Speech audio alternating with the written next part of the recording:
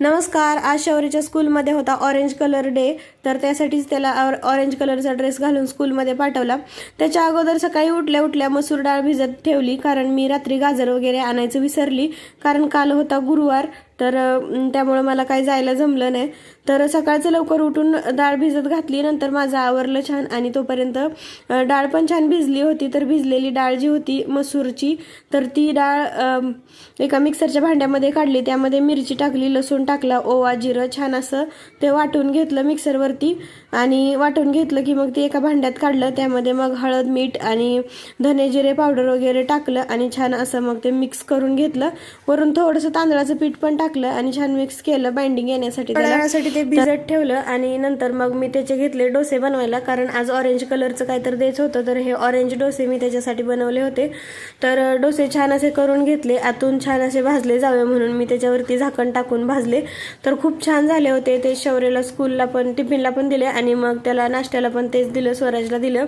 आणि मग बाकीचे पण राहिलेले करून घेतले. त्याचा टिफिन वगैरे पॅक केला. टिफिनमध्ये एक छोटासा लाडू आणि एक डोसा दिला होता आणि एक बनाना पण दे म्हणला तो. त्याचा टिफिन वगैरे मी पॅक केला. त्याचं बाकीचं आवरलं होतं, बॅग वगैरे भरली होती आणि त्याचा असा टाइमपास चाललेला होता.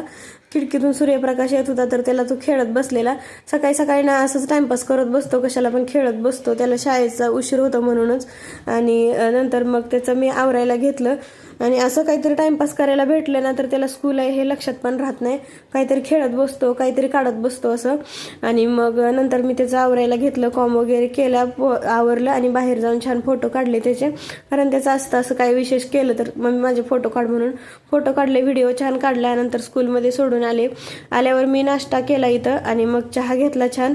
आणि एक साडी होती कालची, त्याला थोडंसं कुंकू लागलेलं होतं, तर ते आधी हातावर धुवून घेतलं आणि ही साडी धुवायची होती म्हणून काढली. मी साड्यांना असं साबण वगैरे लावून धुत नाही आणि लॉन्ड्रीला पण कधी देत नाही ड्राय क्लिनिंगसाठी. मी घरी शॅम्पूनं धुत असते साड्या, हलकी असो भारी असो सगळ्या साड्या मी शॅम्पूनच धुते घरी. तर इथं मी शॅम्पू घेतलाय, डव शॅम्पू. कोणताही शॅम्पू असेल तर त्यानं धुते मी, क्लिनिक प्लस कधी कोणता असेल त्यानं. तर शॅम्पूच्या पाण्यामध्ये साडी थोड्या वेळ भिजत ठेवली आणि मग हातावरतीच धुते आणि मग वाळत ठेवते.